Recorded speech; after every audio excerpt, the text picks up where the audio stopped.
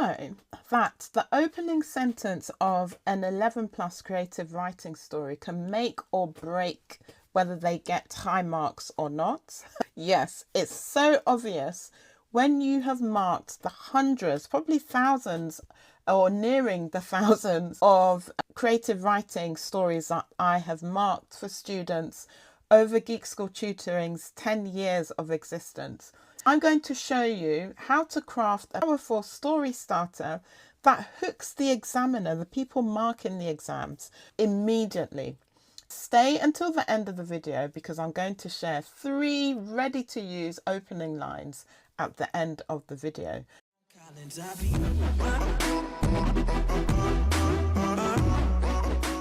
Why does the opening line matter? The first line is the first impression of your story. A strong opening will grab your reader's attention, and it also sets the tone for the rest of the story. I'm going to give you an example of a weak versus a strong opener. A weak opening would be something like, "It was a sunny day and Mark went outside." Now, how do I know it's weak? There isn't much vivid description there. And if you close your eyes and try to create this image in your mind using just the words provided, there isn't much to use. But a strong opening would be, "Mark's feet crunched on the frost-covered leaves as he crept towards the abandoned cottage." I can see exactly what's happening. He's creeping. He's just stepped on crunchy leaves that have frost on them. All of these things are things that I can actually imagine. So start with an action, an intriguing thought, or maybe even speech to make your opening more attention grabbing. And then the next tip is to look at the different types of powerful openings. So before we carry on with this amazing video, please remember to like this video, subscribe to the channel and turn on the notifications so that you will get notified every time a new Geek School video goes up. Enjoy! So here are 3 proven ways to start your story that you can instantly grab the reader's attention. Number 1, start with an action. I use this example at Geek School all the time. Think of when you went to the cinema last and because of buying popcorn and all the other bits, you didn't get into the room quick enough and you thought that the trailers were even the film, or maybe you were that late that the film had started and there's just so much action going on. You can't wait to sit down to catch up with what's happening. It just seems to be really fast paced. But you really can start with an interesting opener if you start in the middle of the action.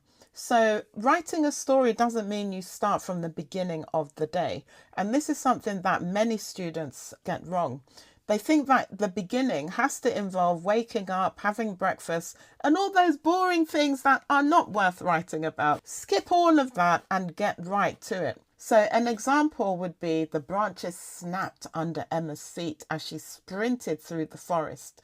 This is the opening, the first line of your introduction. So we already want to know what's happening with Emma. Why is she even in a forest?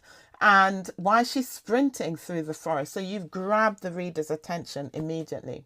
Another way to do it is to start with dialogue, speech. But please make this interesting.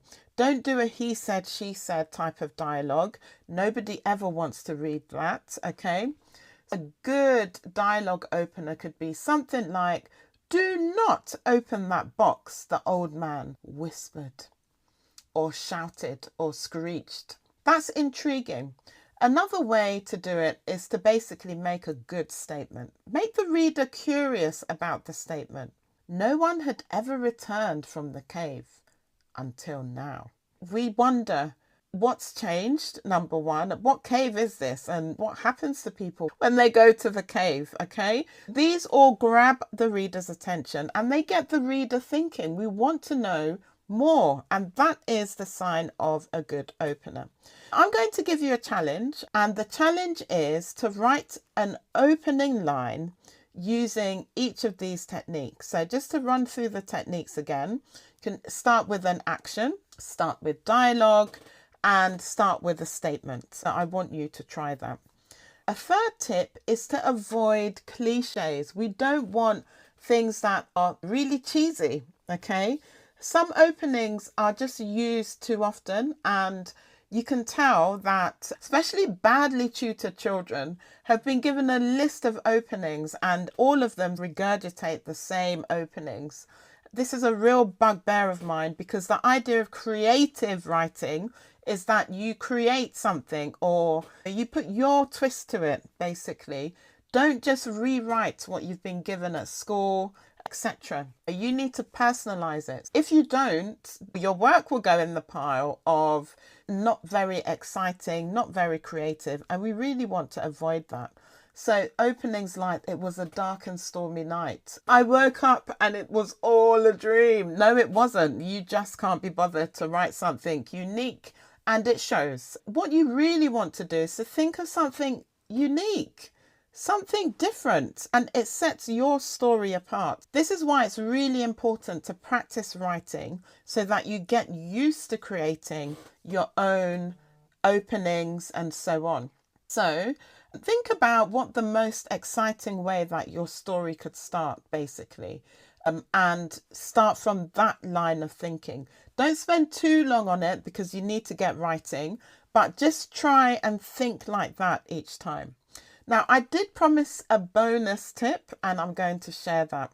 So one of the best ways to hook your reader is to leave them with a question in their mind from the very beginning, from the very first line. I'll give you an example. The letter had just 3 words written on it. Don't look back. I'm going to give you another challenge, which is to write an opening line that makes you, whoever's watching this video, it makes you curious to know more. And I want you to practice doing that. So there we have it. This is how to write an unforgettable story opening for your 11 plus exam, for the 11 plus writing task if you're given a creative story. Which opening style do you like the most? I'd love to hear that in the comments. I love reading the comments from the Geek School account followers. I try to keep up and respond to all questions and so on. But it's so nice to see that you've all developed a nice community here in amongst the videos. Please don't forget to follow and share this video.